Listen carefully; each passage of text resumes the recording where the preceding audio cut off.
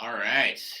Oh, want to make sure I don't bump the phones over, but we're live. We're going to give it a couple minutes before we get into the podcast. We're going to be talking today about how 10,000 hours does not make you an expert. Before we get into it, though, if I sneeze while I'm talking, or if you're noticing that I don't quite sound right, apologize in advance. Been a little bit under the weather. It's getting better, but it's just still not quite there yet. So hopefully it just keeps getting better and finally goes away. But either way, the value is going to be there. The message is going to be there. And today we are going to be talking about how 10,000 hours does not make you an expert. We're going to get into it in about a minute.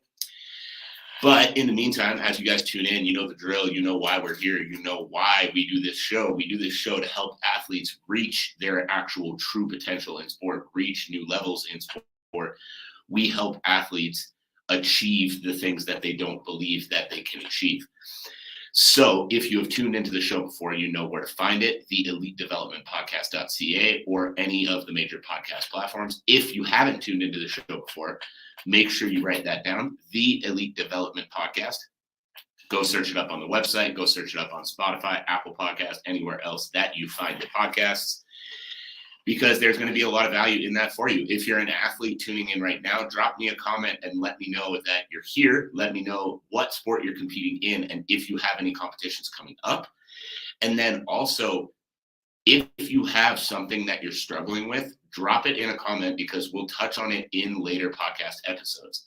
You know, the goal of this show, like I mentioned, is to help you guys. And the best way that we can help you guys is by actually knowing what you guys are struggling with, actually knowing what you guys need the help with, and in turn being able to put out podcasts, being able to put out other content, whatever else it might be, speaking to those struggles that you guys are having. So if you're here live, drop a comment, let me know what kind of things you're struggling with. If you're watching this back on a replay, also make sure to drop a comment, let me know that you're here, let me know that you're tuning in, and let me know what it is you're struggling with so we can touch on it in future episodes. However, let's get into the show now. We are talking about how 10,000 hours does not make you an expert. And we're going to get into it here in 3, 2, 1. Welcome, everybody, to another episode of the Elite Development Podcast, the number one show for athletes looking to gain an edge on their opponents and build their dream careers in sport. I'm your host, Kenny Dusseault, and today we're going to be talking about how 10,000 hours does not make you an expert. Now, I know we've all heard that saying, 10,000 hours of practice creates an expert, or however the wording actually goes. And I'm here to tell you why that's not true. Before we get into it, I apologize if I'm not quite sounding right or if I cough or sneeze during the episode. My bad. I've been a little bit under the weather. It's starting to get better, but it might still hang on a little bit in my voice.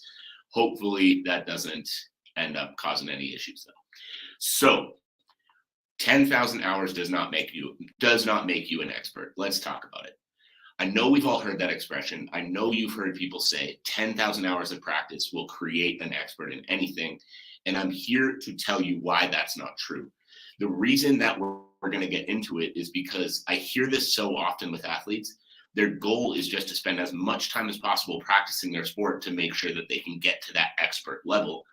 But by doing that, they're actually harming themselves more than they're helping themselves.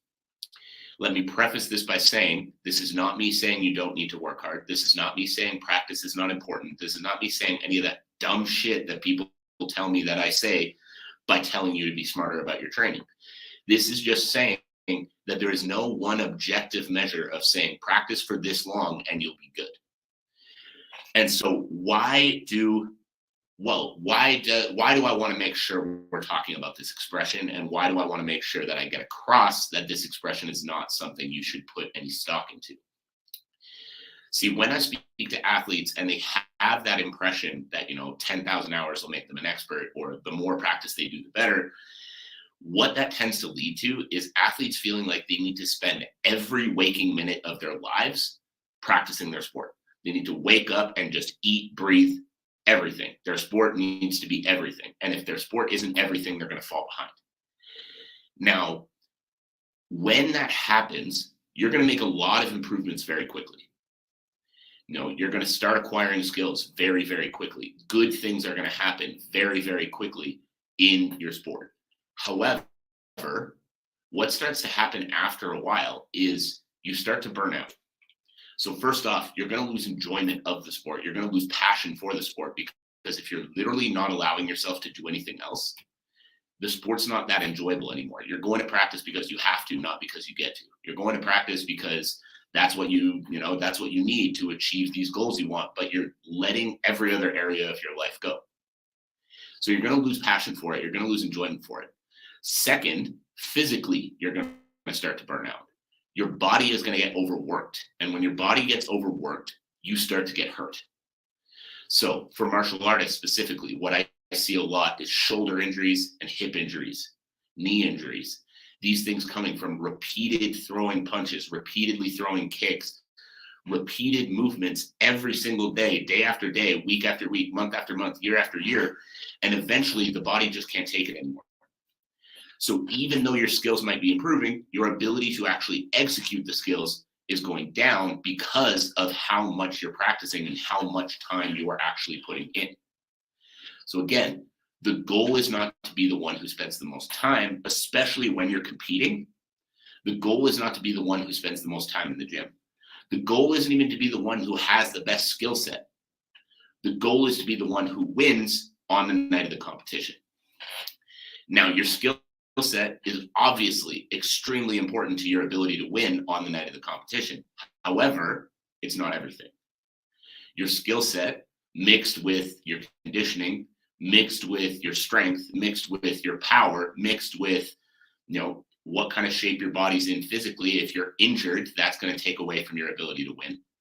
So your training and your practice to become the expert you want to become the professional you want to become, to reach the levels you want to reach, can't just be practicing your skills. So 10,000 hours of skill work versus 10,000 hours spent working on your skills, your nutrition, your recovery, your strength, your power, your speed, your conditioning, all of these other areas of the game. The one who spends all the time in every area, checking every box, not just spending all the time working on their skills, is going to win 10 times out of 10. Even if the other person has better skills. If you are able to execute your skills on a higher level, you are able to beat them to the punch. You are able to move faster, to get out of the way of oncoming attacks, to push the pace for longer. You are going to win, even if you haven't spent as much time practicing your skills. Because every other area that these other athletes are overlooking, you're not overlooking. Every other area that these athletes are overlooking, you are putting time and effort into. And because you're putting time and effort into those areas, what starts to happen is you start to pull away. So in the beginning, spending all your time on your skill might get you a lot of improvement very quickly. But what it's not going to do is give you the level of improvement that you will get if you are starting to check every box, improving your strength and power, improving your conditioning, improving your nutrition, improving every other area of the game, while the other person is focused solely on their skill set. Now, why do athletes get caught in this trap? Because it's easy for me to sit here and say, work on everything, don't just focus on your skills. But why do athletes get caught in this trap every day? Why do I see athletes that don't want to do any strength training because they want to spend more time working on their skills? They don't want to focus on their sleep or their nutrition because they think that, the more I work on my skills, the better. The reason athletes get caught in this is because, first of all, that mentality is perpetuated everywhere. You see stuff about hard work being only about how hard can you grind and how many hours can you put in, but nothing about how to do it intelligently. Think about that. There's all this motivational bullshit out there about how hard can you work, how many hours can you put in, are you going to be the first one in the room and the last one out of the room, without putting the time or without putting the thought into what else are you doing in your day? How else are you preparing? What other work are you doing outside of just the sport in order to better prepare yourself for the sport? There's more to it. And this message needs to be out there that in order to be successful as an athlete, every box needs to be checked. That's like saying that the fastest car is going to be the one with the best engine and forgetting that you need to put gas in the engine in order to make it go. Because you can have the best engine in the best car, whatever, but if there's no gas in the car, it still won't go. You need to check every box. Or you can put gas in the car, but if you don't put oil, the car won't go. You need to check every box. So if you're an athlete listening to this, my invitation for you is to start thinking about what areas of your game you're lacking and how that's going to negatively affect your performance. If you're not eating well, then yeah, you're out there training hard every day. Good for you. But if you're not eating well, you're not fueling those training sessions properly. And in turn, you're not getting as much out of them as you should. If you're not sleeping well, your brain is functioning at half capacity. And if your brain's functioning at half capacity, good for you. You're out there working hard, but you're not absorbing as much that you should be from each one of those sessions that you're doing. And in turn, you are not getting as much out of them. And in turn, you are not making progress at as fast of a rate because you're not taking care of every other area. So why do athletes get caught in this thought, in this way of functioning that they think that the only answer is to just continue to put in more hours? Because we live in a society that is so driven by ego. Everybody's out here trying to outdo everyone else. Everyone's out here trying to do more than everyone else. And if you're sitting here just thinking about how can I do more than everyone, then you're going to get stuck in that loop of, instead of focusing on how do I get better, you're focusing on how do I do more than him, or how do I do more than her. And the answer is not doing more than him or doing more than her. The answer is improving yourself. The answer is looking at yourself in the mirror and saying, how do I improve who that person was yesterday? And if you can do that every day and you can put concentrated effort into how do I improve me, now you're going to make more progress than ever. The other thing that I see is that athletes are always working off of bad information. One of the things I see in the combat sports world all the time is, athletes thinking that the answer to get to the top level is running every single day. I've spoken to athletes who run 5 kilometers 5 times a week to prepare for a 15-minute MMA fight. And if you think about the logic behind that, it's insane. They're putting in lots of hours. They're putting in lots of effort. They're putting in lots of work for sure. But the energy system on running 5 kilometers is not the same as the energy system in fighting for 5 minutes, fighting for 15 minutes with a minute break between every 5-minute round. But we're working off of this is how we've always done it mentality, where, Muhammad Ali back in the day when he was training for world title fights ran 10 kilometers every night after dinner in his boots. And, that's great. And obviously that worked really well for him. And I'm not sitting here trying to trash Muhammad Ali, because he was clearly one of the best to ever do it. But when was his last fight? In the 80s, I believe, maybe 90s. I can't remember exactly. Sports science has advanced since then. We now understand that the most effective way to train for a 36-minute boxing match with 3-minute rounds where you have to be explosive and fast and repeat those explosive efforts is not to run 10 kilometers every day. Even though that's what they did back then, and even though it worked really, really well for him, that is not the answer, and we've learned more since then. So if you're an athlete listening to this thinking, that running every single day is really hurting my knees and my ankles and my back, whatever else, stop. Because that's not the answer. And just because your coach is telling you that you need to run every day, it does not mean that is the best way to prepare for competition. Because what your coach is after, if your coach is a good coach, is for you to succeed in the ring or the cage. And if your coach is truly after you being successful in competition where it actually matters, then if you don't run every single day, but your gas tank is still on point and you're still able to compete at your best, your coach is going to be happy. So instead of just going off of this is how we've always done it mentality, and I've got to outwork everyone, because if I don't outwork everyone, then, I'm not going to be doing enough, start focusing on you. Start focusing on what you need, what boxes you need to check to improve where you were at yesterday. Looking at your nutrition, looking at your strength, your power, your speed, every area of the game, not just your skill set. Now, how do we stop this mentality?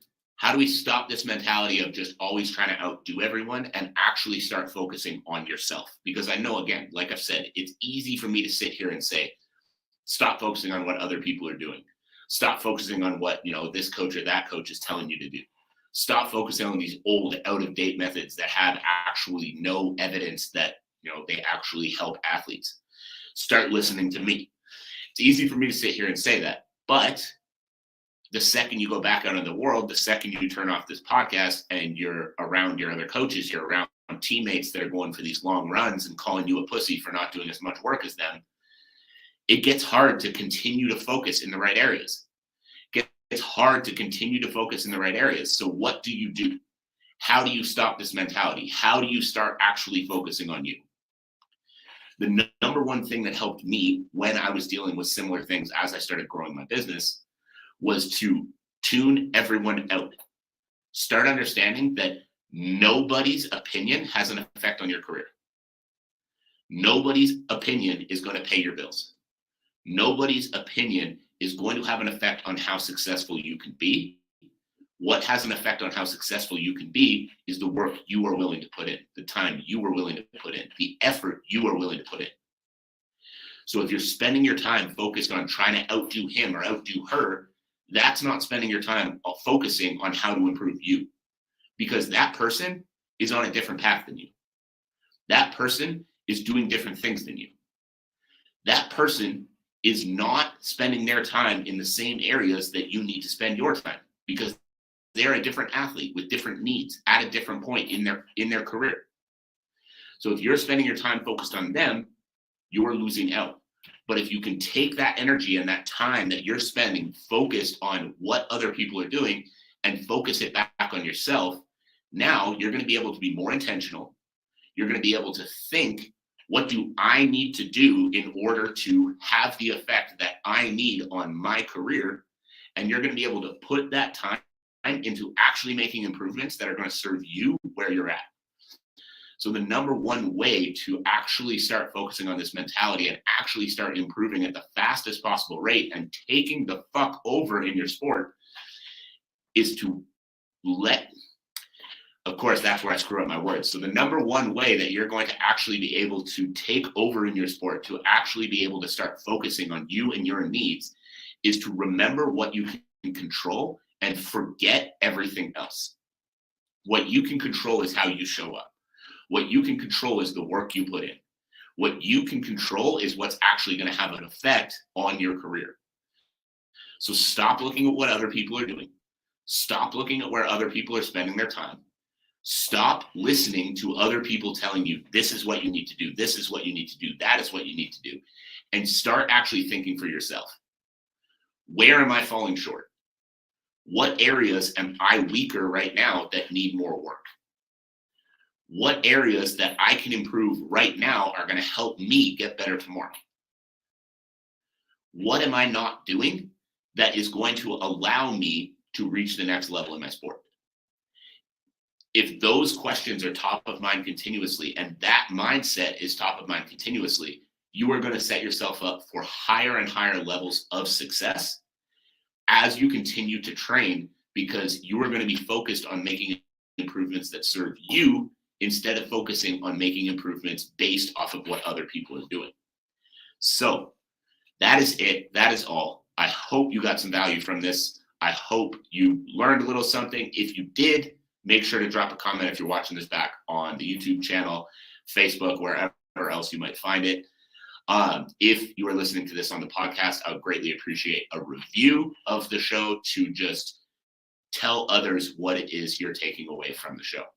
So thank you all so much. I appreciate everybody who took the time to tune in, whether you're here live or whether you're listening back. I appreciate you all. I hope you have a great day, and I'll talk